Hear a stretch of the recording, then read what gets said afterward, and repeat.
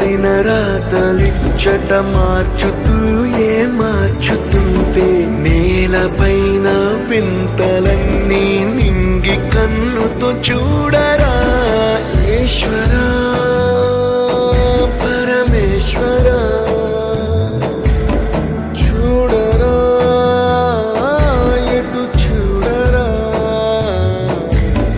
మసకబారిన కంటి పాపకి ముసుగు తీసే వెలుగులాగా కాలమడిగిన కఠిన ప్రశ్నకు బదులు ఎదురో